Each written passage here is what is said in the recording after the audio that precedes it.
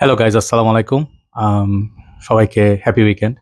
আজকে perfume review নিয়ে তেমন কথা বলবো না। আজকে একটু ডিফারেন্ট টপিক নিয়ে আলাপ করবো। অনেকদিন ধরেই ভাবতেছি কথাগুলো বলবো। এই ধরনের ভিডিও আমি ইউজুয়ালি করি আমার মেইন চ্যানেল, যেটা আমি জয় আমিন ইউটিউব আমার মেইন চ্যানেল আছে, সেখানে করি ইংরেজিতে। তো সেগুলোকে আমি বলি মর্নিং থটস, কিংবা মাঝে মাঝে জীবন নিয়ে কথাবার্তা। তো হয়তো আপনার দেখার আগ্রহ নাও হইতে পারে, বাট আমার জিনিসগুলো বলা মনে করি ইম্পর্টেন্ট। কারণ সবসময় অ্যাওয়ারনেস একটা ব্যাপার আছে, আরেকটা জিনিস হচ্ছে যে একজন থেকে একজন শিখার ব্যাপার আছে। এবং সমাজের যে বাস্তব চিত্র মাঝে মাঝে আমাদের তুলে ধরা উচিত। তো আমাদের একটু নিজের দিকে তাকানো উচিত, দেশের কি অবস্থা, নিজের কি অবস্থা। এবং আমাদের আসলে যে আমরা তো সারাক্ষণ ভয়ে ভয়ে থাকি এই বাংলাদেশে, যতদিন আমরা থাকি, যেই পজিশনে থাকি কিংবা যে ধরনের মানে ব্যাকগ্রাউন্ড থেকে আসি না কেন, সবাই একটু ভয়ে থাকি। কারণটা হচ্ছে যে স্পেশালি মধ্যবিত্তরা খুব ভয়ে থাকি। কেন থাকি? অবশ্যই সবাই জানেন ভয় থাকার কারণটা হচ্ছে যে আমাদের এখানে কোনো নিশ্চয়তা নাই। জীবনের তো নিশ্চয়তা কখনো হয় না, বাট আমাদের দেশ এমন একটা দেশ যেখানে যে কোনো সময় আপনি জীবন হারাতে পারেন। হোক সেটা অগ্নি আ মানে মানে অগ্ন্যুৎপাত বা ধরেন আগুন লাগার কারণে, কিংবা আপনার ধরেন অ্যাক্সিডেন্টে। এবং মানুষের জীবনে এখানে খুব একটা দাম নাই। কারণ আমাদের দেশে মানুষ অনেক বেশি তো। তো আমাদের হয়তো জীবনের খুব একটা দাম নাই। তো ধরেন কেউ মানে মারা গেলে কিংবা এক্সপায়ার হয়ে গেলে, একটু খারাপভাবেই বলি, আমরা ২ দিন খুব কষ্ট পাই, কান্নাকাটি করি বা বলি কিংবা খুব রাগ দেখাই। কিন্তু একটা সময় আমরা ভুলে যাই। আমাদের জীবনে আসলে এত ধরনের চ্যালেঞ্জ প্রত্যেকটা পদে, পদে, যেখানে পৃথিবীর অন্যান্য দেশ যেগুলো উন্নয়নশীল কিংবা উন্নত দেশ, সেসব দেশে হয়তো মানুষ জীবিকা নির্বাহের বাইরেও মানুষ অন্যান্য জিনিস নিয়ে মানে কাজ করে, যেগুলো নিয়ে আপনার ধরেন মানে বেসিক জিনিস কি আপনার ৫ টা মৌলিক চাহিদা আছে আমাদের। আ মানে আপনারা জানেন খাদ্য, অন্ন, বস্ত্র, বাসস্থান। তো এগুলো হচ্ছে আপনার পানি, এগুলো হচ্ছে আপনার বেসিক নিডস। বিদেশে আপনার এগুলো মোটামুটি আ গিভেন, যে এগুলো হচ্ছে যে মানুষ পাবে। কিভাবে পাবে? আপনার যদি টাকা থাকে এবং আপনি যদি কাজ করেন, জীবিকা নির্বাহের জন্য কাজ করেন, আপনার এগুলো মোটামুটি খুব একটা সমস্যার কথা না। বিদ্যুৎ কখনোই ডিস্টার্ব করবে না, পানি, গ্যাস, এগুলো আমাদের দেশের সমস্যা। তো আমাদের দেশ যতই আগায় যাক এবং ২০২৪ যতই আগায় যাক, যতই সিসিটিভি থাকুক, এক্সপ্রেসওয়ে থাকুক, আমি আজকে অনেকগুলো কথা বলব যেগুলো আমার মনে অনেকদিন ধরেই আছে। এবং বাংলাদেশে ২০১৬ তে আসার পরে আমি অনেক কিছু দেখছি, যেটা আমার নিজেকেও পরিবর্তন করছে। আমি নিজে পেজ চালাইছি, কমিউনিটি করছি। তো এগুলো আলোকে কিছু কথা বলব। যেটা বলতেছিলাম যে আমাদের দেশ যতই উন্নত হোক, আমরা আসলে পিছাই আছি। কারণটা হচ্ছে আমরা সেই বেসিক নিয়েই আমাদের তাড়া। যে ধরেন একটা ইউনিভার্সিটিতে আমাদের বাচ্চারা সিট পাবে কিনা, কিংবা স্কুলে এটা নিয়ে ধরেন ১০০ টা সিটের জন্য ১০,০০০ ক্যান্ডিডেট। তারপর ধরেন হচ্ছে গিয়ে মানে চাকরি করবেন, চাকরি করতে গেলে আপনার ধরেন সব কোয়ালিফিকেশন আছে, কিন্তু আপনার মামার জোর নাই, আপনি চাকরিটা পাবেন না। তো আমি আপনার একটা ছোট স্টোরি দিয়ে শুরু করি। আসলে এরকম কথা বলতে থাকলে আসলে সারাদিন কথা বললেও শেষ হবে না। বাট আপনাকে কিছু জিনিস বলি, যেটাতে আপনাদের হয়তো কিছু চোখ খুলে যেতে পারে। ঠিক আছে? তো আপনাদেরকে আমি বলি যে পড়ালেখা আসলে আমাদের দেশে একটা নতুন টপিক হইছে, যে রিসেন্টলি আপনার ধরেন রাফসান ছোট ভাই, আমি এক্সাম্পল দিয়ে বলতেছি। এখানে আমার কোনো গেইন নাই, বিকজ এই চ্যানেল মনিটাইজ নাই। এতে করে আমি কোনো ভিউ পাবো বা আর্ন করবো এমন কিছু নাই। এবং সালমান মুক্তাদারকে নিয়ে কথা হচ্ছে। সালমান মুক্তাদি আপনারা জানেন যে কনটেন্ট ক্রিয়েটর। আমি ওকে খুব পছন্দ করি তা না। বাট কিছু জিনিস আপনাদেরকে বলবো, ইনসিডেন্ট বলবো। ইনসিডেন্ট আ বলার পরে আপনাদেরকে জিনিসটা হচ্ছে যে আপনাকে বুঝায় বলার পরে আপনারা আশা করি আপনারা চিন্তা করে দেখবেন। তো রিসেন্টলি এক জায়গায় একটা কমেন্ট আসছে যে আমাদের দেশের কনটেন্ট ক্রিয়েটররা, মানে আমি একজন কনটেন্ট ক্রিয়েটর, আমি YouTube এ কাজ করি। তো কনটেন্ট ক্রিয়েটররা কোনো শিক্ষা নাই, যোগ্যতা নাই। তারা YouTube, TikTok এসব করে ওরা লাখ, লাখ টাকা কামাচ্ছে, কোটি, কোটি টাকা কামাচ্ছে। আমরা এই পড়ালেখা করে আমাদের কি লাভ? শিক্ষার কোনো মূল্য নাই।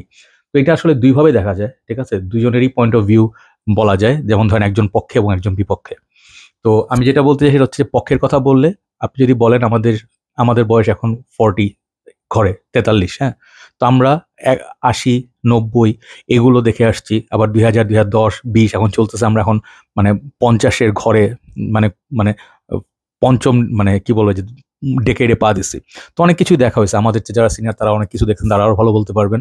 কিন্তু একটা সময় ছিল বাংলাদেশে, একটা জিনিস আগেও বলে নিই, এর আগে একটু বলে নিই যে বাংলাদেশ কিন্তু কখনোই করাপশন ফ্রি ছিল না। বাংলাদেশ যতই সিম্পল থাকুক, যত ভালোই থাকুক, আমাদের হিস্ট্রি কখনো ভালো না। আমাদের মানুষ একটা সময় হয়তো এখনের চেয়ে অনেক ভালো ছিল, বাট মানে মানুষের খারাপ সাইড গুলো সবসময় ছিল। এবং অনেক জিনিসগুলোর মধ্যে সবচেয়ে সত্যি যেটা, সেটা হচ্ছে যে পোভার্টি, দারিদ্র্য সবসময় ছিল। এবং অভাবে স্বভাব নষ্ট ব্যাপারটা সবসময় ছিল। এবং আমি আরো কিছু লিখছি আপনার খাতায়, যেগুলো আমি বলবো আমাদের আসলে কি জিনিস খারাপ আছে আমাদের। তো যেটা বলছিলাম, শিক্ষা আসলে একটা সময় ম্যাটার করতো। কিভাবে ম্যাটার করতো? আপনি যখন পড়ালেখা করবেন, কারণ আপনি ভালো স্টুডেন্ট, ভালো আপনি মানে মেধাবী, এবং আপনি পড়ালেখায় ভালো এবং আপনি কষ্ট করেন। তো আমাদের স্কুলের কথাই বলি, আমাদের বুয়েট স্কুলে ছিল ইঞ্জিনিয়ারিং ইউনিভার্সিটি স্কুল। তো এখানে যারা পড়তো, মানে ম্যাট্রিক পরীক্ষা ছিল আমাদের সময়, তখন ও লেভেল, টো লেভেল এত মানুষ দিত না। সব বাংলা মিডিয়ামে পড়তো। আর ইংলিশ মিডিয়ামে যারা পড়তো তাদের ব্যাপার-স্যাপার আলাদা ছিল। সানিটেল এবং আপনার অন্যান্য যেগুলো ছিল সেগুলো ডিফারেন্ট। কিন্তু বাংলা মিডিয়ামে আমরা যারা ছিলাম, বাংলা মিডিয়াম পড়তে আমরা জানতাম যে ধরেন আইদার আমাদের মানে বৃত্তি পাবো কিংবা পাবো না। বৃত্তি একটা ব্যাপার ছিল ক্লাস 5 আই থিংক। তো আইদার পাবো কিংবা পাবো না। ঠিক আছে? আমাদের কিছু মেধাবী ছিল আর কিছু ছিল গাধা টাইপ, আমরা যেরকম ছিলাম। তো আমি নিজেকে গাধা মনে করি না, বাট পড়ালেখায় আমার খুব একটা ইন্টারেস্ট ছিল না। বিকজ আমার কাছে সবসময় মনে হয়েছে যে একটা টিচার, একজন শিক্ষকের যে দায়িত্ব, এটা মানুষ একটা স্টুডেন্টকে আগ্রহ নিয়ে আসা। যে আপনাকে জিনিসে আগ্রহী হবেন। আপনি বিজনেস পড়েন, কমার্স পড়েন, সায়েন্স পড়েন। টিচার যদি সারাক্ষণ স্লাইড দিয়ে পড়ায় কিংবা আপনার ওই মানে আমার কোচিংয়ে আসে ওইভাবে পড়ায়, এগুলো আসলে কোনো ইন্টারেস্ট ছাত্রের টানে না। আমরা করতাম কি, ধরেন আমাদের একটা কোচিং সেন্টার ছিল। আমরা ক্যাট কলেজে ভর্তি হওয়ার জন্য মানে ইয়ে হয়েছিলাম যে I think it was forgot the name, ওনাদের কে ছিল। তো ওখানে আমরা ভর্তি হয়েছিলাম, নামটা আমি ভুলে গেছি। ওখানে আমি খুব ভালো করতেছিলাম কিন্তু আমার ক্যাট কলেজ যাওয়ার ইচ্ছা হয় নাই, তাই আমি ওখানে ছেড়ে দিয়েছিলাম। তো আরেকটা ছিল হচ্ছে ম্যাট্রিকের আগে মিসাও কোচিং সেন্টার, এটা ধানমন্ডি আট ব্রিজের কাছে ছিল, এটা এখন আর নাই। তো আমরা ওখানে পড়তাম, বাট স্যাররা খুব মারতো, শওকত স্যার খুব মারতো। খুব ভালো লোক ছিলেন এবং খুবই মেধাবী একজন লোক ছিলেন। উনি খুবই অন্যরকম মানুষ ছিলেন, যে খুবই স্ট্রিক্ট, কিন্তু উনি আমাদের অনেক কিছু শিখাইছে যেগুলো আমরা স্কুলে ওই বিদ্যা পাইথাগোরাস থিওরাম এগুলো আমাদের মনে নাই, বাট ওনার টিচিংগুলো মনে আছে। যেমন স্যার বলছিলেন যে কখনো কাউকে তুমি করে বলবা না, অথবা বলবেন না, কারণ যে ছোট সে একসময় বড় হবে এবং সবাই সম্মান ডিজার্ভ করে। রিক্সাওয়ালা হোক কিংবা আপনার দারোয়ান হোক, যেই হোক, আপনি যাকে সম্বোধন করবেন ছোট বড় আপনি করে বলবেন। তো এই ম্যানার্সগুলো আজকাল টিচার হয়তো শিখায় না। তো আমি জানি না শিখায় হয়তো, বাট আমাদের অনেক স্যাররা ছিলেন, মুক্তিযোদ্ধা ছিলেন, ওরা আমাদেরকে অনেক ভ্যালু শিখাইছেন, দেশ কীভাবে পাইছি এগুলো শিখাইছেন। তো এখন তো বেসিক্যালি হচ্ছে সবই হচ্ছে গিয়ে চেতনা এবং সবকিছু হচ্ছে বাণিজ্য হয়ে গেছে। কিন্তু আমাদের মধ্যে একটা নিজস্ব চেতনা ছিল, আমরা আসলে নিজে হয়ে চিন্তা করতে পারতাম মুক্তিযুদ্ধ কি, দেশ কি। তারপর হচ্ছে আপনার দেশের এই যে আমাদের যে মানে কি বলে, দেশের যে চেতনাগুলো আসলে আমাদের মধ্যে ছিল, আমাদের কি জোর করে গিলায় নাই। তো আমরা জানতাম যে মানে কার রোল কি, আমাদের বঙ্গবন্ধুর রোল কি, প্রেসিডেন্ট জিয়ার রোল কি, ইভেন এরশাদও আমাদের সময় কি করে গেছেন আমরা সবই জানি। তো এখন জিনিসগুলো ঘুরায় পেঁচা বলা হয় যে কাউকে ক্রেডিট দেওয়া হয়, কাউকে ক্রেডিট দেওয়া হয় না, বা সবারই ক্রেডিট আছে। বাংলাদেশের চার নেতা বলেন, ভাসানী বলেন, সবারই এখানে ক্রেডিট আছে। তো যেটা বলছিলাম, শিক্ষা এক সময় আমাদের খুব ইম্পর্টেন্ট ছিল। ধরেন আমি বৃত্তিতে চান্স পাই নাই, কারণ আমি ছিলাম স্পোর্টসম্যান। আমি ক্রিকেট ফুটবল নিয়ে ব্যস্ত থাকতাম, ঘুরে উড়াইতাম। তো আমার মানে পড়ালেখা ভালো লাগতো না। আমি ওই নীলক্ষেতে গিয়ে মাসুদ রানা, কুয়াশা এগুলো বই কিনতাম, আবার বই মেলায় যেতাম, হুমায়ুন আহমেদ, জাফর ইকবাল কিংবা ধরেন সেবার বই, ওয়েস্টার্ন, তিন গোয়েন্দা, এগুলো যারা পড়ছেন ছোটবেলায়। তো আমার এইসবের প্রতি বেশি ইন্টারেস্ট ছিল। আমার কাছে লাইফ ছিল অন্যরকম। বাংলাদেশের আমি খুব ডিপ্রেসিং একটা টাইম দেখছি। যখন ধরেন নাটকের কথা বলেন, আমরা ৮০-৯০ দিয়ে নাটকগুলো দেখতাম। এখন হয়তো তারা নাটকগুলো ভাবে দেখা হয় না, কারণ নাটক এখন সেরকম নাই। বাট আমরা যেরকম দেখতাম, জীবন হয়তো অনেক কষ্টের, মিডল ক্লাস ফ্যামিলি সবসময় কষ্ট।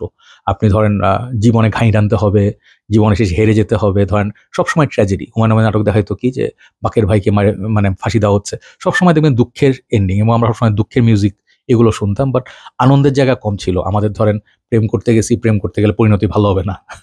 তো সবসময় হার্ট ব্রেক, এই ধরনের একটা মানে আমাদের ছ্যাঁকা খাওয়া বা মিডল ক্লাস লাইফে এই ধরনের একটা ফ্যান্টাসি ছিল। বাট পড়ালেখা যারা করছে তারা ধরেন ডেফিনেটলি অনেক ভালো ভালো জায়গায় গেছে। আমাদের যারা টপ স্টুডেন্ট ছিল আমাদের ফ্রেন্ডরা, তারা খুব ভালো জায়গায় গেছে, অনেক বড় হয়েছে। তো আমি কখনোই বলবো না যে মানে সবাই এক জায়গায় যেতে পারে, বাট পড়ালেখা যারা করছে, ভালো স্ট্যান্ড করছে। ম্যাট্রিকে আমি স্ট্যান্ড করি নাই, আমি 10-10 ফার্স্ট ডিভিশন পাইছিলাম, one of the few last students. তো আমার স্কুল থেকে স্যাররা আমাকে নিয়ে খুব গর্ব করছিল যে আরে এ তো পাস করছে, আমরা ভাবছি পাস করবে না। বিকজ আপনাকে আমি বলি কি ধরনের স্টুডেন্ট আমি ছিলাম। ধরেন আমাদের মানে ম্যাট্রিক পরীক্ষা ছিল, ম্যাট্রিক পরীক্ষার পর দিন মানে ম্যাট্রিক পরীক্ষার আগের দিন ছিল এলআরবি কনসার্ট। তো আমি আইয়ুব বাচ্চু ভাই, আপনারা দেখতে পাচ্ছেন যে আমার ওয়ান অফ মাই আইডলস, আমার জীবন অনেক বড় ইম্প্যাক্ট ওনার আছে। তো ওনার গান শুনে আমি বড় হয়েছি, ঠিক আছে। তো আইয়ুব বাচ্চু কনসার্ট ছিল, আমি তো মিস করবো না। বুয়েটে কনসার্ট ছিল, আমাদের বড় ভাইরা বলছে তোরা আইসা পর, তোরা ফ্রি এন্ট্রি। তো আমরা গান শুনতে চলে গেছি। পরদিন ইলেকটিভ ম্যাথস পরীক্ষা, আমি রাত 12:30 পর্যন্ত কনসার্ট দেখছি, বাসায় এসে মাইর খাইছি। যা পারি পইরা পরদিন পরীক্ষা দিয়ে কোনোভাবে মানে পাশ করে গেছি। 65 or 70 এরকম পাইছিলাম। তো যদি পড়ালেখা করতাম তাহলে ভালো করতে পারতাম। তো যেটা বলতেছি, যদি পড়ালেখা করতাম ভালো হইতো, কিন্তু পড়ালেখা করি না হয়তো এই কারণে, হয়তো স্পোর্টসের দিয়ে গেছি। বাইরে যখন চলে যাই তখনও আমি স্পোর্টস নিয়েছিলাম, কখনোই পড়ালেখা খুব এনজয় করি নাই। আমি প্রথমে ছিলাম মানে সায়েন্স সাইডে ছিলাম, এরপর আস্তে আস্তে বিজনেস দিকে চলে যাই। তো এরপর আমার পড়ালেখা ছিল ম্যানেজমেন্টের দিকে, বিবিএর দিকে, এইসব জায়গায় আমার ইন্টারেস্ট ছিল। বাট আমি সারাজীবন ক্রিকেটটাকে খুব এনজয় করছি। এখন আমি ক্রিকেট দেখি, প্যাশনেটলি দেখি, খেলতে পারি না এখন আর। বাট যারা পড়ালেখা করছে তারা এখন অনেক জায়গায় আছে এবং ভালো জায়গায় আছে, এবং তারা এস্টাবলিশ প্রফেসর, নাসাতে চাকরি করে, অনেক ভালো ভালো জায়গায়। আমার ফ্রেন্ডরা এখন এমডি, সিইও। তো ওইসব জায়গায় হয়তো আমরা যেতে পারিনি। বাট পড়ালেখার কথাটা বারবার ঘুরে ফিরে এই কারণে বলছি গল্পের ছলে, যে পড়ালেখার একসময় একটা ভ্যালু ছিল। যারা শিক্ষক ছিলেন তাদেরকে সম্মান দেওয়া হতো বাংলাদেশে। আমার আব্বা বুয়েটে ছিলেন। তো আমরা ধরেন রাতের বেলা মাঝে মাঝে শহরে কিন্তু পুলিশ এখন দেখবেন যে সব জায়গায় টহল দেয় কিংবা ইয়ে দেয়, কি বলে আপনার ওই যে রোড ব্লক দেয়, দিয়ে চেক করে গাড়িতে কেউ আছে, কে আছে না, হ্যান ত্যান। তো এখন জিনিসটা আগের মতো নাই। এখন মানে বেসিক্যালি হচ্ছে পুলিশ দাঁড়ানো মানে হচ্ছে হ্যারাসমেন্ট। বাট আমার মনে আছে আমরা একবার বিয়ে খেয়ে আসতেছিলাম, অনেক জ্যাম ছিল এবং আমাদের গাড়িটা লেট হয়েছে বাসায় আসতে। তো বিজয় সরণি বা এরকম কোনো কাছে আমরা বুয়েটে ফিরতে এই সময় পুলিশ গাড়ি থামাইছে, পরে দেখে যে বুয়েটের গাড়ি, এবং দেখছে আমার আব্বা প্রফেসর সালামাকুম স্যার চলে যান, কোনো চেকিং হয়নি। তো আমরা যখন আব্বা এয়ারপোর্টে যাই তো কোথাও যেত একটা সম্মান ছিল, মানে একটা প্রফেসর, আমাদের স্কুলের টিচার বলেন এবং যারা ডাক্তার, ইঞ্জিনিয়ার, আর্কিটেক্ট, মানে ওনাদের সম্মান ছিল ম্যাসিভ। এবং কৃষক যারা ছিলেন বাংলাদেশে, ওনারা একসময় খুব মানে সম্মান সেরকম পাইছেনই যাই না, বাট ওনাদেরকে মানুষ একটা মানে ওনাদের একটা জীবিকা নির্বাহের একটা ভালো মানে ব্যবস্থা ছিল। ওনারা হয়তো দাম যেরকমই পাইতেন, ওরা মোটামুটি সচ্ছল ছিলেন, খাওয়া দাওয়া করতে পারতেন এবং ওনাদের পিটা জমি ছিল, মানে জমি টমি ছিল। বাট প্রবলেম ইজ এখন আপনারা যদি দেখেন এই চিত্রটা পুরোপুরি পাল্টাই গেছে। এখন আপনার যোগ্যদের কোনো দাম নাই। পড়ালেখার কথা কেন বলতেছি, পড়ালেখা আপনি করে ধরেন স্ট্যান্ড না করেন, আপনি জিপিএ 5 পাইছেন, খুব ভালো স্টুডেন্ট, কিন্তু আপনার টাকা নাই, আপনার বাবা মা গরিব, একদম ফ্র্যাঙ্কলি বলি, আপনার বাবা মার কাছে ওরকম পয়সা নাই, তাদের কোনো প্রপার্টি নাই, তারা ভাড়া বাসায় থাকেন এবং অনেক কষ্ট করে আপনি বড় করছেন। এই ছেলেটা গিয়ে চাকরি করতে হবে একটা মূর্খ মন্ত্রীর আন্ডারে, কিংবা ধরেন সচিবের আন্ডারে, কিংবা এমন একটা লোকের আন্ডারে ধরেন কোম্পানিতে গেছে যার কোনো শিক্ষাগত যোগ্যতা নেই, তার কোয়ালিফিকেশন হচ্ছে সে একজন পলিটিশিয়ান কিংবা তাকে পাওয়ারফুল, এবং সে মানে এমন একটা লোক যে সে সবাইকে কন্ট্রোল করতে পারে, সে 100টা লোক পালতে পারে, বাট তার মধ্যে শিক্ষার কোনো আলো নাই। ইমাজিন একজন পিএইচডি ডিগ্রি হোল্ডার বাংলাদেশে বেতন কত পায় চাকরিতে ঢুকে। কোনো জায়গায় হয়তো ভালো বেতন দেয় আমি জানি না, বাট বাংলাদেশের স্টার্টিং স্যালারি অনেক জায়গায় স্কুল বা কলেজে 15 থেকে 20,000 টাকা। আপনারা জিনিসগুলো বুঝেন, বাংলাদেশে 15-20,000 টাকা এখন কি হয় একটা ফকিরের, একটা রিক্সাওয়ালার। হ্যাঁ, ওনাদেরকে বলি বিকজ তারা সমাজের লোয়ার মানে মানে আপনার অন্যভাবে নিয়ে না, লোয়ার ক্যাটাগরি লেভেল ওই হতে বই না, যেমন ধরেন ডিফারেন্ট যে ক্লাসিফিকেশনের লোকজন আছেন তাদের আয়ও মাসে ধরেন ইজিলি একজন রিক্সাওয়ালার বেতন আমি শুনছি মাঝে মাঝে ধরেন ইজিলি 70-80,000 টাকা, এবং তার বাংলাদেশে ঢাকায় ভালো করে থাকে, খায় এবং তাদের বাচ্চারা স্কুলে যায় এবং এটা ভালো। তাদের মানে একটা আর্নিং আছে। বাট একজন মানে কষ্টের জায়গাটা হচ্ছে এরকম যে আমি আপনার একটা এক্সাম্পল দিব। ধরেন আমার 2টা ডিগ্রি আছে, আমি রেজাল্ট যাই করি আমার ডিগ্রি 2টা আছে এবং পিএইচডি আমি 2 বছর কমপ্লিট করে শেষ করি না বাকিটা, বাট আমার পিএইচডি ধরেন বাদ দিলাম, আমার মাস্টার্স ডিগ্রি আছে, মাস্টার্স অফ ম্যানেজমেন্ট, এবং আমি ভালোভাবে পাস করছি মালয়েশিয়া থেকে। এখানে এসে আমি শুরুতে চিন্তা করছিলাম যে আমি এখানে কি করা যায়।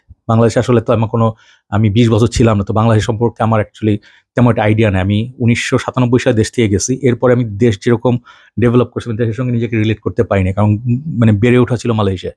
তো আমার ওখানে পড়ালেখা বলেন, লাইফ বলেন, পুরো ডিফারেন্ট সিস্টেম। ওখানে প্রত্যেকটা জিনিস সিস্টেমে চলে। আপনি একটা পরীক্ষা দিবেন, আপনি পাশ করলে আপনাকে ড্রাইভিং লাইসেন্স দিয়ে দিবে, কোনো ঘুষের বিষয় নাই, আপনি নিজের লাইসেন্স নিতে ঘুষ দিতে হবে না।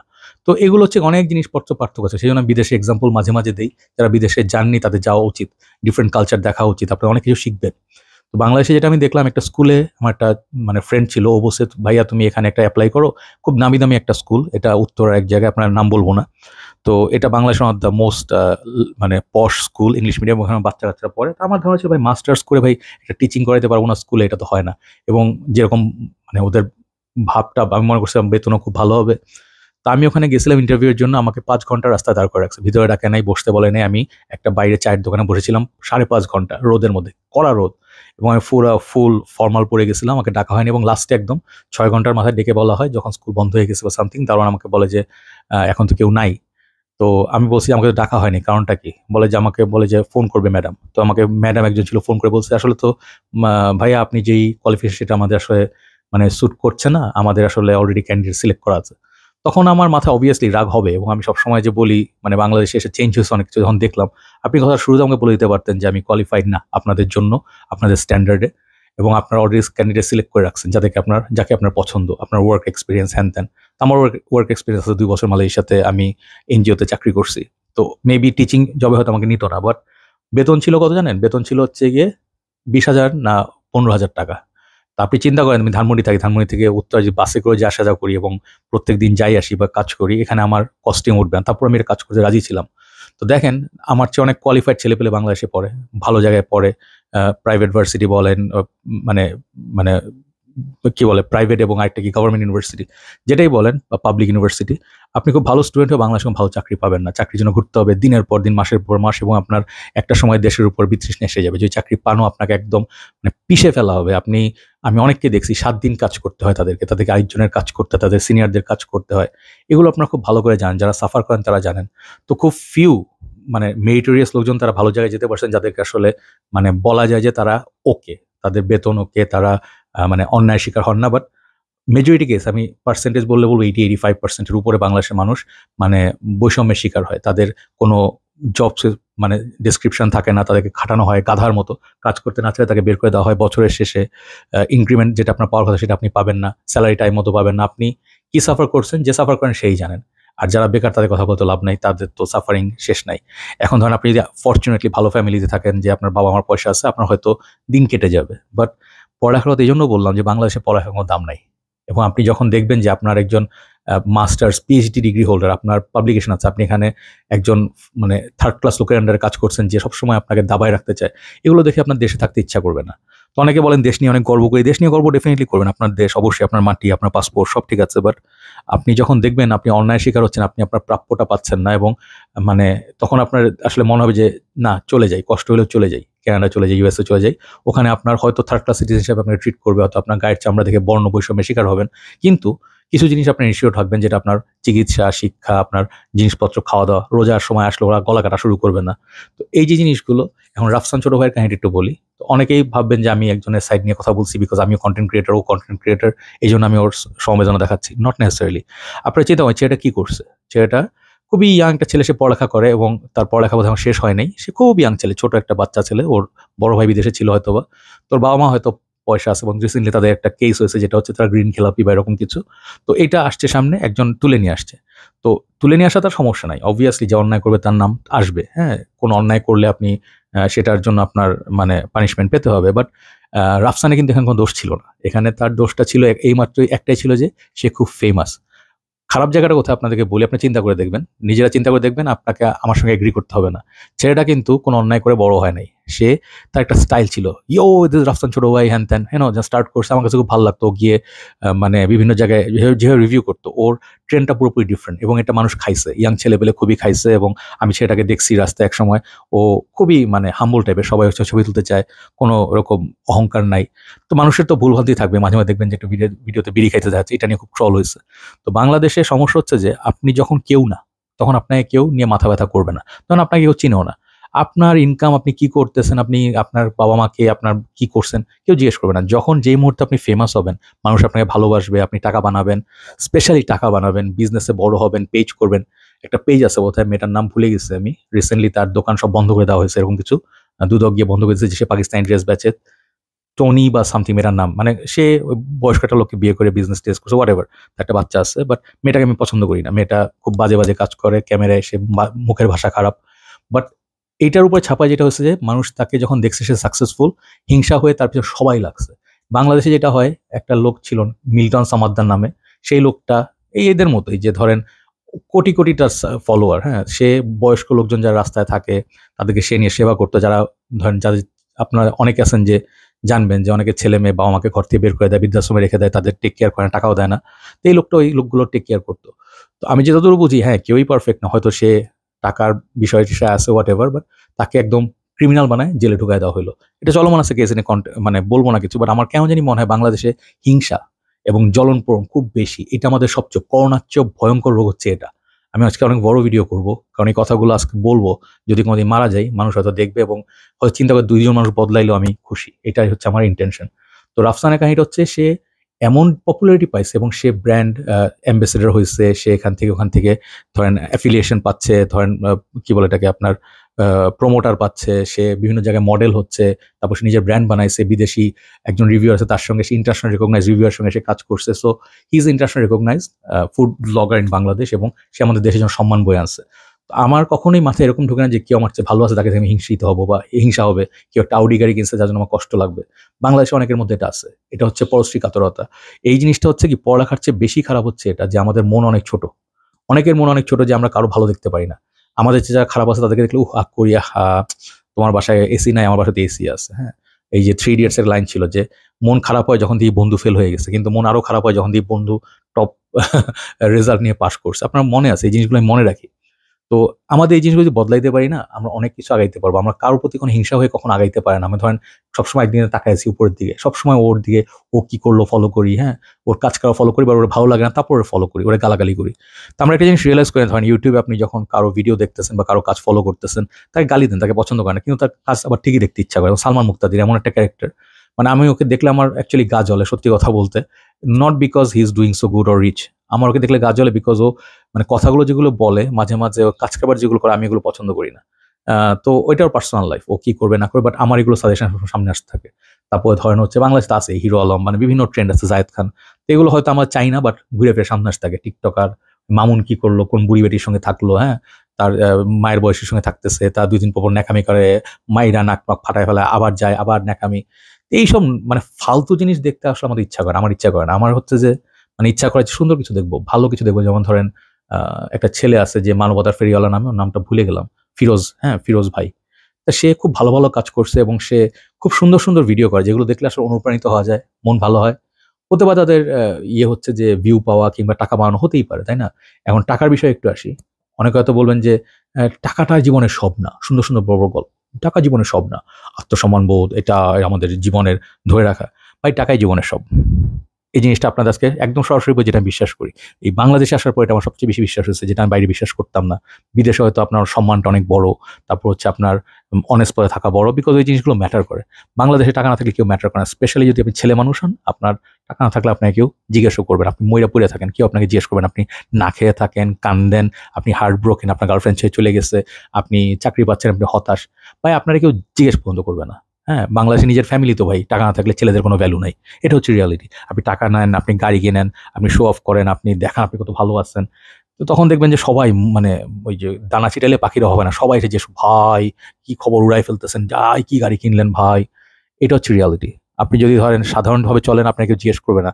তো আমি এই জিনিসগুলো দেখছি। আমি ধরেন ৮ বছর একটু এক্সপেরিয়েন্স শেয়ার করি, যে আমি যখন চাকরিটা হয় নাই, তখন আমি খুব রাগ হয়েছিলাম যে বাংলাদেশে চাকরি করব না, এই অল্প বেতনের চাকরি আমি কেন করব? তা আমার কোয়ালিফিকেশন যেটা আছে সেটা আমি করব না, আমি কারো আন্ডারে মানে মানে কি বলে যে আন্ডারে থেকে তার অর্ডারস নিব না। এই কারণে আমি আমার পারফিউম লাইনে কাজ শুরু করি, পুরো ফোকাস পারফিউমে দেই। শুরুর দিকে ডেফিনেটলি এত সহজ ছিল না। আমার ধরেন পারফিউম কালেকশন কিছু ছিল, ১২০টার মতো পারফিউম ছিল। তো আমি এগুলো রিভিউ করতাম মালয়েশিয়া বসে, আমার চ্যানেল মনিটাইজ হচ্ছে অনেক পরে, আমি কোনো আর্নিং করতাম না। তো ২০১৬-১৭ দিকে আমি যখন দেখলাম যে আসলে একটা তো কাজ শুরু করা দরকার, আমি ডিকেন পেজ করলাম। তো বাংলাদেশের ফার্স্ট ডিকেন পেজ, এটা অনেকে বলবে যে বাংলাদেশে আরো আগে অনেকে ডিকেন করতো, বাট পেজ ওভাবে ছিল না। গুড ফেলাস ফ্রেগনেন্স বাংলাদেশ যে পেজটা আমার আছে, এটার মধ্যেই আমার ডিকেন শুরু করা হয় এবং অনেক বছর আলহামদুলিল্লাহ মানুষ আমাকে সাপোর্ট করছেন, যে কারণে আমি আসলে কাজগুলো করতে পারছি। এবং পরে যখন ইউটিউব মনিটাইজেশন হয়, ২-৩ বছর হয়েছে ইউটিউব থেকে আমি আর্ন করি। তো আলহামদুলিল্লাহ আমার এখন কাজ, আমি নিজের কাজে নিজের বস, আমি নিজে ঠিক করি কি কাজ করব। তো আমার মানে স্টার্টিংটা এই কারণে আমি শুরু করি যে একটা ছোট বিজনেস হোক, চায়ের দোকান হোক, পানের দোকান হোক, যেটি হোক, যেটা আপনার নিজের, হ্যাঁ আপনি রিক্সা চালান, আপনি নিজের মালিক হওয়ার চেষ্টা করুন। বাংলাদেশে যদি আপনি মানে নিজে ভাবেন যে আমি চাকরি করে আজীবন একটা জায়গায় যাব, চাকরি হচ্ছে সবসময় চাকরামি। এটা আমি বলি যে খারাপ হবে না, যারা চাকরি করেন ভুল হবে না, আমি আপনাদেরকে বলছি না, যারা ভালো অবস্থায় আছেন, যারা মানে আপনার অনলাইন নিয়ে কাজ করছেন, দ্যাট ইজ ডিফারেন্ট। বাট যখন দেখবেন যে আপনাকে আনফেয়ার ট্রিটমেন্ট করা হচ্ছে, আপনাকে সবসময় অপমান করা হচ্ছে, আপনার যে মানে সম্মানটা প্রাপ্য আপনি পাচ্ছেন না, তখনই আপনি জিনিসটা ফিল করবেন। হ্যাঁ, তো চাকরি ডেফিনেটলি ভালো যদি আপনি ভালো করেন, বাট চাকরি আসলে তেমন কোনো ফিউচার নেই। আপনি ধরেন একটা সময় আপনার পেনশন পাইতে গেলে আপনার অনেক অনেক মানে পোহাইতে হবে, কাঠখড় পোহাইতে হবে, আপনার পেনশনের টাকা আপনি পাবেন কি পাবেন না, তারপর কত বছর চাকরি করবেন, আপনি আসলে যদি সিক লিভ নেন, অনেক টেনশন আছে। হ্যাঁ, তারপর হচ্ছে আপনি এক্সট্রা কাজ না করলে আপনার সিনিয়র যে সে আপনার উপর ক্ষুণ্ণ হইতে পারে। তো সারাক্ষণ আপনার একটা বুকের মধ্যে একটা ভয়, এই যে কথা বললাম ভয়ের কথা, ভয় থাকতে হয়। আমরা সবাই ভয়ে থাকি, কবে পেট্রোলের দাম বাড়ায় দেয়, কালকে থেকে বাংলাদেশে পেট্রোলের দাম বাড়ছে, আজকে বাড়বে, আজকে আমি গিয়ে তেল নিয়ে আসছি, কি করবো? কিছু করার নেই। আমাদের হাত পা বাঁধা, আমাদেরকে জাস্ট চাপায় দেওয়া হবে। দেশে সংকট, দেশে চুরি হচ্ছে, চোর যারা আছে, যারা আপনার কর ফাঁকি দেয় কিংবা ধরেন আপনার মানে ব্যাংক্রাফট হয়ে যায়, মানে কি বলবো যে বড় বড় বিগ শট লোকজন যারা ব্যাংকের টাকা নিয়ে আর ফেরত দেয় না, তারা বিদেশে পাচার করে দেয়, তাদের কারণে, তাদের চুরির কারণে আমাদের ব্যাংকে আজকে টাকা নেই। একটা মানুষ গেলে ১,০০,০০০ টাকা উঠাইতে পারে না, হ্যাঁ ১০,০০০ টাকা উঠাইতে পারে না, ব্যাংকে টাকা নাই। হ্যাঁ, তো এই ভয় থাকতে হয়। এই কারণে আমি মানে দেখতেছি এখন আপনি কি করবেন, এখন আপনার তো একটা কিছু করতে হবে। তো আমি সবসময় চিন্তা করি যে কি করা যায়। আমার লাইনের চিন্তা করলে, আমি যেহেতু এই কাজ শুরু করছি, আমি এই লাইনে আসি, পারফিউম লাইনে আসি, maybe it is not paying any more that much like আগের মতো, বাট অ্যাটলিস্ট আমি আমার নিজের মানে কি বলবো যে বস। হ্যাঁ, আজকে আমার ইচ্ছে হলো যে আমার একটু ভালো লাগছে না কাজ করতে, আমি একটু ঘুমাই নিলাম। তো এই জায়গায় আসতে আমার কষ্ট করতে হয়েছে। তো আপনারা একটা জিনিস মনে রাখবেন, যেই লাইনে আপনি কাজ করতে যান, ফার্স্ট অফ অল আপনার জায়গাটা জিনিসটা জানতে হবে। ২ নম্বর হচ্ছে আপনার একটা জিনিস বিশ্বাস করতে হবে যে এটা অনেক সময়ের ব্যাপার। আপনি একদিনে দাঁড়াইতে পারবেন না। গরুর বিজনেস করেন, আপনার ৫-৭ বছর আপনার লসেই রান করতে হবে। আপনার বিশ্বাস করতে হবে এটা আমি শিখবো। শিখতে, শিখতে একটা সময় এসে দেখবেন যে হ্যাঁ, আমার তো আস্তে পিক আপ করছে। ১ টা গরু ২ টা গরুতে লাভ হচ্ছে। তারপর আপনি আস্তে, আস্তে আগাবেন। বাট একদিনে বড়লোক হয়ে যাওয়ার যে কনসেপ্ট, এটা কোনো জায়গায় নেই। কোনো ফিল্ডে আপনি কাজ করে বড়লোক হতে পারবেন না, আনলেস আপনি যদি একটা স্ক্যামার হন। ঠিক আছে? ই-ভ্যালি কিংবা ওই যে ওই টাইপের লোকজন যদি হন, মানুষকে মানে ফালতু স্কিম দিয়ে মানুষের টাকা মেরে দিবেন। তো মানুষ নিয়ে কথা বলতেছিলাম, অনেক টপিকই আসে। আমি লিখছি অনেকগুলো। একটা হচ্ছে আপনার জেলাসি। আমার কেমন জানি মনে হয় রাফসান এমন ছেলে পেলেকে আমি সবসময় রেসপেক্ট করি। এই কাহিনী হওয়ার পর থেকে ওর প্রতি আমার রেসপেক্ট আরো বেড়ে গেছে। তো ওকে বলে যে, "এই তুমি ইউটিউবের কামাই হারাম।" ভাই বাংলাদেশে যারা এসব ফতোয়া দেয় তারা নিজেরা কি কত হালাল, কতজন কত ফেরেশতা। আমি অনেককে দেখছি সুন্দর, সুন্দর দাড়ি আছে ওনারা নামাজ পড়ে আসেন। খুব ভালো লোক, লেবাস ভালো। নামাজ পড়ে এসেই শুরু হয় চা খাইতে, খাইতে আরেকজনের নামে কুচ্চা উড়ানো, ওই হালাটা তো দেখে নিবো, ওই বাঞ্চোত এটা করছে। মুখ খারাপ করলাম। আমি এই ধরনের ভাষা শুনছি। তো আপনার এই যে মানে আল্লাহর প্রতি ভয়টা কোথায়? আপনি মানুষের টাকা নিয়ে মেরে দিচ্ছেন, মানুষকে ভয় দেখাচ্ছেন, আপনি দল দেখায় ভয় করতেছেন, আপনি পাওয়ার দেখাচ্ছেন। তো আপনার আল্লাহর প্রতি ভয় কই? আমি তো আল্লাহকে ভয় পাই। আমি ওরকম রিলিজিয়াস না, বাট আমি খুব ভয় পাই যে কারো টাকা যদি মাইরা দেই, হ্যাঁ? কাউকে যদি টাকা নিয়ে একটা ভুয়া জিনিস দেই, আমি তো মারা যাবো কালকে পরশু, তখন আমার কি হবে? এই ভয়টা আমার মধ্যে আছে। এই ভয়টা বাংলাদেশে অনেকের মধ্যে নেই। অনেকে বিশ্বাস করে বাংলাদেশে যারা ক্ষমতাধর তারা কখনো মারা যাবে না। তাদের কোনো মৃত্যু নাই। টাকা কামাই থাকি। আপনি এত টাকা নিয়ে কবরে যাবেন কিভাবে? ৳১ কবরের কাজে আসবে না। এটা আমার বিশ্বাস। তো টাকা তো ডেফিনিটলি ইম্পোর্টেন্ট এই পৃথিবীতে, বাট আপনি হালাল পথে চেষ্টা করবেন। হালাল পথে কিরকম? যে কাউকে ক্ষতি করবেন না। আপনি আপনার মতো করতেছেন, ইউটিউব করছেন, এটা করছেন, হয়তো ব্যাংক থেকে আপনি ইন্টারেস্ট নিচ্ছেন, আমাকে বলল সুদ নিচ্ছেন কেন? ভাই আপনি আমরা ইসলাম ইউনিভার্সিটিতে পড়ছি। আমি আমার মানে একজন ওস্তাদ ছিলেন, ওনাকে জিজ্ঞেস করছি। উনি সুদানের খুব বড় ধরনের টিচার এবং উনি মানে আমাদের হচ্ছে বড় ইউনিভার্সিটির প্রফেসরদের একজন ছিলেন। So doctor Omar. তো উনি যারা পড়ছিলেন আন্ডারে তারা জানবেন উনি কত জ্ঞানী। তো ওনাকে আমি জিজ্ঞেস করেছিলাম, "স্যার আমাদের তো আসলে এই যে পড়াচ্ছেন যে আমাদের আ আ রিবা, হ্যাঁ? যে ধরেন সুদ আর প্রফিটের মধ্যে পার্থক্যটা কি?" ২ টা তো হচ্ছে আমার জাস্ট ধারণা হচ্ছে ২ টা হচ্ছে যে সেম জিনিসই জাস্ট ট্যাগ চেঞ্জ করে দেওয়া হচ্ছে। আপনি বিজনেস করতেছেন, ৳৫০০ র মাল কিনে ৳৬০০ বেচতেছেন। এটা আপনি বলছেন প্রফিট। আবার ধরেন ব্যাংক থেকে টাকা নিচ্ছেন, ব্যাংকে টাকা রাখছেন, আপনি এখান থেকে প্রফিট পাচ্ছেন। এখানে ডেফিনিট ডিস্টিংশন আছে, বাট সত্যি কথা বলতে আসলে প্রফিটের মার্জিনটা আসলে কত? বাংলাদেশে একটা জিনিস মালয়েশিয়া থেকে আসে। ফর এক্সাম্পল ইউনিমার্টে। এটার দাম আমি জানি যে ৳১ ৫০ সেন্ট। এটার দাম হবে বড়জোর ৳৩০, হ্যাঁ? তো বাংলাদেশে আসলে জিনিসটা হয়ে যায় ৳২৫০, ৳৩০০। এটার মধ্যে তো ডেফিনিটলি প্রফিট না। এটার মধ্যে অনেক কিছুই লুকায়িত আছে, তাই না? তো আপনি একটা ৳৩০ জিনিস ৳২৭০ দিয়ে কিনতেছেন, তাই না? দেখেন আমরা কত বড়লোক। আমরা আবার বলি যে আমাদের দেশ নাকি গরিব। কোরবানির ঈদে আসলে আমাদের মানুষের ৳১,০০,০০,০০০ গরু কিনতে পারে। কোত্থেকে কিনতে পারে? অনেকে আছে বাংলাদেশে এরকম দামি, দামি রেঞ্জ রোভার গাড়ি চালায় বেড়ায়। তাদের কোনো ভয় নাই। তারা গ্রুপের মালিকই মালিক। তারা কি সবসময় সৎ পথে টাকা আর্ন করছে? সবাই কিন্তু করে নাই। অনেকে টাকা নিছে ব্যাংক থেকে, তারা টাকা ফেরত দেয় নাই। তারা টাকা বিদেশে পাচার করে দিয়ে এরকম বিগ শট। অথচ আমাদের যাদের মানে সুষম বন্টন না হইলে ধরেন ইকুইটি যদি থাকতো, মানে ইকুয়ালিটি না, ইকুইটি যদি থাকতো, যার যেটা প্রাপ্য সে সেটা পাবে, তাহলে কিন্তু এই অবস্থা তাইতো হইতো না। হ্যাঁ? তো আজকাল বাংলাদেশে বেসিক নিড নিয়ে অনেক টানাটানি। খাদ্য, অন্ন, বস্ত্র, সংস্থান এগুলো নিয়ে আসলে আমাদের টানাটানি। আমাদের পানি থাকে না, বিদ্যুৎ থাকে না, ঝড় হইলে বৃষ্টি হলে কারেন্ট চলে যায়। ৫ মিনিট বৃষ্টি হলে কারেন্ট চলে যায়। তো আমাদের কিসে উন্নতি হয়েছে? তো এগুলো আমি দেখে, দেখে ফ্রাস্ট্রেটেড, এবং সবচেয়ে বড় ফ্রাস্ট্রেশন যেটা হয় যে আমাদের শিক্ষার অভাবের সাথে আমাদের ম্যানার্স এর খুব বড় অভাব। আজকাল ধরেন আপনি যে কেউ আপনাকে অপমান করে একটা মুখে থাপ্পড় দিয়ে চলে যেতে পারে। হ্যাঁ? যেমন ধরেন একটা ছেলে যার কোনো সামনে নাই, কিছু নাই, পিছনে কিছু নাই। সে আপনাকে এসে একটা আজে-বাজে কথা বলে দিয়ে গেল। ঠিক আছে? আমাদের গ্রুপে আমি অনেক সময় দেখছি যে অনেক ছেলেপেলে আছে যে they have no clue, অথবা তাদের ক্লু আছে আমি কি কাজ করি। বয়সে অনেক জুনিয়র, সে একটা গালাগালি করে একটা আজে-বাজে কথা বলে বলে চলে যায় যেকোনো একটা জায়গায়। এই জিনিসগুলো আমরা ছোটবেলায় দেখি নাই। আমাদের এই সাহসটা ছিল না যে আমরা বড় ভাইদেরকে নিয়ে মন চাইলেই তুই তোকারি, ও এটা করছে, এটা করছে। অযথা আমরা নিজের দিকে দেখি না। এই ছেলেপেলেগুলো যখন আমাকে নিয়ে কথা বলে কিংবা কাজ করে আমার খারাপ লাগে সত্যি কথা। আমি তো মানুষ, তাই না? বাট অনেকে বলে গায়ে মাখায়েন না। আমি আসলে ওই ধরনের মানে ওই লেভেলের প্রোতে যাইতে পারি না, গায়ে লাগাবো না। আমি কচুর পাতা যে আমি গায়ে থেকে পানি ফালাই দিব। Not like that. তো আমার খারাপ লাগে, বাট আমি ভুলে যাই একটা সময়। আমার টাকা দিয়ে কেউ মেরে দেয়। আমি ধরেন একজনকে মাল পাঠাইছি, একটা জিনিস পারফিউম পাঠাইছি। উনি আমার টাকাটা দিল না। এর কষ্টটা গায়ে লাগে। ৩,০০০, ৪,০০০, ৫,০০০ কষ্ট করে কামাইতে হয়। যখন মানুষ টাকা দেয় না তখন ভাবি যে একসময় কি করব? আল্লাহ বিচার করুক, তাই না? তো আমাদের এছাড়া কিছু করার নাই। বিকাশের প্রতারক টাকা মেরে দিবে। কোন দিকে যাবেন আপনি? আমাদের স্কুলের বাচ্চাগুলোকে বাস চাপা দিয়ে মেরে ফেলছে। কয়দিন খুব আন্দোলন হইলো। কেউ মনে রাখছেন? আগুন লেগে মানুষ মারা গেল রেস্টুরেন্টে বেইলি রোডে। মনে রাখছেন কেউ? বিস্ফোরণ হইছে, এখানে পুড়ে মারা যাচ্ছে। বনানী থেকে মানুষ পুড়ে মারা যাচ্ছে। আমাদের সময় নেই। আমাদের আসলে সমস্যা হচ্ছে আমরা খুবই অভাবী। আমাদের দিন আনি দিন খাই অবস্থা। যত আপনি যেই ক্লাস থেকে আসেন, আপনি রাস্তায় নামলে সেই একই জ্যামে পড়বেন। আপনি কোনো স্পেশাল পাস পাবেন না, এবং আপনার জীবনের প্রত্যেক দিন ৩-৪ ঘন্টা করে রাস্তায় নষ্ট হয়। এগুলো একটা ওয়েস্ট। আপনি এখানে ঘুমাইতে পারতেন, রিল্যাক্স করতে পারতেন, কাজ করতে পারতেন। আপনার জীবন থেকে এগুলো সব ক্ষয় হয়ে যাচ্ছে। তো এগুলো বলার মেইন কারণ হচ্ছে আমাদের আজকের এই অবস্থার পিছনে আমাদের মেইন কারণ কিন্তু আমাদের সরকার না। আমি দেখছি আমাদের সব ধরনের সরকারই আমি দেখছি। সরকারের ডেফিনিটলি দোষ আছে, তাই না? সরকার ভালো কাজও করে, খারাপ কাজও করে, এবং হয়তো মেবি অনেকে আছে যে অযোগ্য লোকজন, মানে বিনা মানে যোগ্যতায় তারা পাওয়ারে আছে, তাদের কোনো এডুকেশন নাই। আমি একবার একটা এমপিকে বলতে শুনছিলাম যে মানে শিক্ষার্থীরা আন্দোলন করছিল কোনো একটা কলেজের সামনে, মেডিকেল কলেজের সামনে, একজন এসে বলতেছে এমপি অথবা এরকম কিছু, এসে এক গুলি করে তোর খুলি উড়াই দিব। স্টুডেন্টকে বলতেছে। তা আপনি বুঝেন যে আমাদের আসলে অবস্থা কোথায় গিয়ে দাঁড়াইছে। এবং আমাদের দেশে এখন এমন একটা অবস্থা হয়েছে, আপনাদেরকে বলি যে একটা সময় মানুষ ভয় পাইতো চুরি করতে, চুরি করে ধরা পড়ে যে মানিজ্জত যাবে, ধরা পড়লে পিটানি দিবে, একটা ভয় ছিল। এখন চুরির কোনো ভয় নাই, কারণ জানে যে মানুষ যে চোর তার পাওয়ার সবচেয়ে বেশি। হ্যাঁ, কারণ এখন যারা শাসন করে তারাই শোষণ করে, এরকম একটা অবস্থা। এখন চোর থেকে ডাকাতে চলে গেছে মানুষ, এবং ডাকাতি যদি আপনি করতে না দেন, আপনাকে যদি আপনি এটা প্রতিবাদ করেন, আপনাকে থামাইতে হবে ডান্ডা মাইরা। হ্যাঁ, এখন অবস্থা সেইখানে, মানুষ প্রতিবাদ করে না, মানুষের দেয়ালে পিঠ থেকে গেছে, এই অবস্থা এখন। আপনি যদি একটা প্রতিবাদ করেন, আপনি সবচেয়ে মাইনরিটির মধ্যে পড়বেন। মানুষ আপনাকে বলে কেন আপনি মুখ খুলতেন, আপনি মানুষ, আপনি গাধা, আপনার নিজের সম্পত্তি চলে যাচ্ছে, আপনার নিজের একটা রাইট সেটা আপনি পাচ্ছেন না, আপনি এটা প্রতিবাদ করতে পারবেন, এখন আপনার বলার কোনো ইয়ে নাই। আপনি একটা কষ্ট করে সারা জীবন জমি কিনছেন, এই জমি বেদখল হয়ে গেল, যে মন চাইলো নিয়ে নিল, পাওয়ারফুল, কিচ্ছু বলতে পারবেন না। এই অবস্থায় আমরা থাকি। আমি এখন সারাক্ষণ, আমি যখন দেশে আসলাম, একটা কাহিনী দিয়ে শেষ করি। আমার একটা ফ্রেন্ড ছিল যে আমাকে অনেক হেল্প করছে, মালয়েশিয়ার ফ্রেন্ড। ওর বাবা ছিল হাই কমিশনার মালয়েশিয়াতে, তো ওর নাম ছিল মেহরান। তো ওর সঙ্গে আমি প্রোগ্রাম করতাম, মিউজিক নিয়ে গান বাজনা করতাম। তো আমাদের গানের গ্রুপ ছিল। আমি আসলে ভাই সবসময় মানে গান বাজনা আমার খুব ভালো লাগে। আমি ছোটবেলা থেকে ব্যান্ডের গান শুনতাম, কিংবা বাথরুমে চিলে চিলে গান গাইতাম। ইচ্ছা ছিল একদিন গায়ক হবো, বাট হয়নি।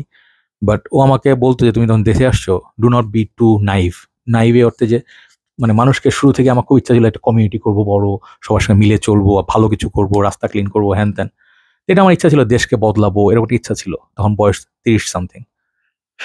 কিন্তু সে আমাকে বলতো যে ভাই তুমি যখন শুরুতে আসবা, শুরু থেকে একটা গালি দিবা, কখনো খুব ভালো ট্রিট করবা না, দারোয়ানকে খুব বেশি পুতু করবা না, তাকে অতিরিক্ত টাকা দিবা না, এদের সব খারাপ হয়ে যাবে। আমি বললাম এরকম কেন বলতেছো, খারাপ ব্যবহার কেন করবো? তার সঙ্গে আমি ধরেন একটা এসির দোকানে গেছি, আমার এসি ক্লিন করাইতে হবে। আমি একটা লোককে জিজ্ঞেস করি, এক্সকিউজ মি, কেউ আছে এখানে? তখন 4-5 বার বলার পরেও দোকান বসে আছে লোক, সে আমার কথা শুনতেছে না। তখন আমার ফ্রেন্ড বলে, এই এদিকে আসো, হ্যাঁ কি আছে এখানে, বলো, করে আসতে পারবা? আমার দেখে ভয় লাগছে। আমি যখন শুরুর দিকে 2016-তে দেখছি, যখন ভয় লাগছে এরকম চিল্লায় কথা বলে। আমি যখন 7-8 বছর দেশে থাকলাম, তখন আমি দেখলাম যে গালাগালি দরকার আছে, ভালোভাবে কথা বললে কোনো লাভ হয় না। আপনি যখন মানুষের সঙ্গে ভালোভাবে কথা বলবেন, এটা আপনার দুর্বলতা মনে হবে। আমি যখন নিজে কাজ করছি, পারফিউম পেজ বলেন, ডিকেন বলেন, আমাকে অনেক অফার করছে, ভাই আসেন আমরা একসঙ্গে বিজনেস করি। আমি ঘুরে ফিরে সবসময় দেখলাম যে বিজনেসের প্রপোজালটা ছিল এরকম যে আমি আপনার ইউজ করব, ও আমার ইউজ করবে, ও ফায়দা করবে, আমার কাছে তেমন কোনো ফায়দা নাই, তাকে আমার ফায়দা করতে দিতে হবে, নাহলে আমি খারাপ মানুষ। এটা হচ্ছে আমাদের অবস্থা। তো এই কারণে আমি অনেক মানে রুলস করছি, মানুষের থেকে দূরে সরে গেছি। আমার সঙ্গে মিট করতে ভালো লাগে না, আমার সঙ্গে বসতে ভালো লাগে না, কারণ সবারই কিছু না কিছু একটা এজেন্ডা থাকে, এবং আমি এজেন্ডাওয়ালা মানুষদের পছন্দ করি না। যারা নিডি, অভাবী, এই ধরনের মানুষ আমার ভালো লাগে না। কারণ সবসময় একটা চালাকি করার বিষয় যে আমি আপনাকে একটা ফেভার করতেছি, এমন একটা ভাব। আপনি, আমি যখন সেল পোস্ট দিই একটা পারফিউমের, ধরেন 5,000 টাকা দিচ্ছি, ভাই আমি 2,000 টাকা দিব, এতে আমার কোনো লাভ হবে না। আপনারা যখন মূলামূলি করবেন, তাতে আমার লাভ হবে না। আপনারা যদি সম্মান করে থাকেন, বিগ ফ্যান বলে থাকেন, আমি জানেন যে একটা প্রাইস দেখেই দিছি, মার্কেট প্রাইস দেখে যাচাই করে দিছি। এখন ধরেন আপনার যদি মনে হয় নিতে পারবেন, তাহলে নিবেন, না হয় না নিবেন। অনেকে আছে বলে ভাই আমি 10,000 টাকা জিনিস নিয়ে 100 টাকার কুরিয়ার চার্জ দিতে পারবো না। তখন আমার অবাক লাগে যে মানুষ 100 টাকাই মানুষের পকেটে নাই। তো এই ধরনের অনেক বিষয় আছে। তো যে পয়েন্টগুলো লিখছিলাম, অনেকগুলো পয়েন্ট লিখছি, কিন্তু আসলে সব বলা হয়নি। বাট আমাদের অনেকগুলো খারাপ সাইডের মধ্যে একটা হচ্ছে আমাদের মানুষের প্রতি জেলাসি। কেউ ভালো থাকলে আমাদের থেকে কষ্ট লাগে, এটি সত্যি কথা। যত কিছুই আপনি বলেন, যত কন্টেন্টই আপনি বানান, যত জাস্টিফাই করেন, মানুষের ভালো আমরা সহ্য করতে পারি না। ধরেন একটা চ্যানেল আছে, রয় মানিক চিত্রপুরী, কৃষি চিত্র, এরকম একটা চ্যানেল। ওনাকে আমি অনেকদিন ফলো করি, ওনার কাজ আমার খুব ভালো লাগে। উনি মানুষকে খাওয়ায়, উনি মানুষকে গরিব দুঃখীদের উপহার দেয়, শাড়ি দেয়, কাপড় দেয়, গাড়ি দেয়। কিন্তু যখন উনি একটা বিজনেস খুলছে, হ্যাঁ, তখন মানুষের কাছে গালি দেওয়া শুরু করছে, ভাই আপনি তো মানুষের গলা কাটতেছেন, আপনি এটা করতেছেন। সেই লোকটার আগে সে ওটা পরে বলছে যে ভাই আমি গরুর বিজনেস, ঠিক আছে আপনারা নিয়ে যান, আমি লসে দিয়ে দিচ্ছি। তো মানুষটা কষ্ট থেকে বলছে। তো এই যে মানুষ ভালো হইতে হলে কি করতে হবে, ফ্রিতে দাও, মানুষের ফ্রিতে খাওয়া, নাহলে তুমি খারাপ। মানুষকে তোমার লস করে দাও, নাহলে তুমি খারাপ। কেন? আপনাদের এই জিনিসটা বোঝা উচিত। বাংলাদেশে ভালো কিছু টিকে না এই জিনিসটার কারণে। আপনি যখন লসে বিজনেস করবেন, এই বিজনেস তো আপনার টিকবে না। আপনি যখন কস্ট প্রাইসে অনেক দেখি যে ভাই কপি করেন, যে আমার পেজে সবসময় শুরুতেই দেখছি মানুষ কপি করে, যে কপি করার সমস্যা না। যেমন আমি লিখতাম যে গোয়িং আউট, 2017 দেখলাম গোয়িং আউট ডিক্যান্স, তো ওইটা দেখে কপি করে অনেকে লিখছে, গুড, শিখছে মানুষ। তারপর আমি ছবি দিতাম, তারপর আমি দেখাইতাম যে আমি এখানে ডাক টেপ মারতেছি, এখানে আমার এই কস্টিং টিস্যু দিচ্ছি, টেপ দিচ্ছি, বাবলরে ভালো করে করতেছি। এগুলোর কারণ হচ্ছে একটা বিজনেসের একটা জিনিস হচ্ছে আপনার কিছু জিনিস মেনটেন করতে হবে। তো অনেক আছে এগুলো মেনটেন করে, অনেকে মেনটেন করে না, ঠিক আছে। কিন্তু আপনি চিন্তা করেন, যারা চিন্তা করেন যে বিজনেসে আমি অনেক চালাক, ওর চেয়ে আমি 2 টাকা কমাই দিয়ে বিজনেস করবো এবং লং রানে আমি হিট হয়ে যাবো, এটা কখনো হয় না। সবসময় দেখবেন যে আপনার প্রফিট হচ্ছে কিনা। আপনি প্রফিট না হয় বিজনেস করে কোনো পারপাস নাই। আরেকটা জিনিস আমি বলি, আমাদের খারাপ সাইড হচ্ছে আমাদের সেলফিশনেস। হ্যাঁ, আমরা কখনো কাউকে আগে যেতে দেখলে আমাদের কাজ চলে, আমরা তাকে আটকানোর চেষ্টা করি। কেউ সাকসেসফুল হয়ে তাকে একটা খারাপ কথা বলতে মনে খোটা দিই। এবং কিন্তু আমরা নিজেরা কখনো ওই কাজটা করতে পারবো না। সবসময় আমরা জাজ করি মানুষকে, এই রিভিউ করতেছেন, আপনার রুমে এরকম ময়লা, আপনার এই এত ইয়ে নাই, এটা নাই, ওইটা নাই, আপনার ইয়ে নাই। তো আমাদের দেশে এরকম এখন কালেক্টর কেন নাই যে একজন রিভিউয়ার হতে পারবে, ইন্টারন্যাশনাল রিকগনাইজ রিভিউ হতে পারবে? আমি তো কষ্ট করে একটা জায়গায় পর্যন্ত আসছি। তো যারা আমার নিয়ে গালাগালি করেন, আবার আমার রিভিউ দেখে পারফিউমও কেনেন এবং বিভিন্ন জায়গায় আমার নামে কুৎসা রটান, আপনারা কেন ভালো কাজ করতে পারেন না?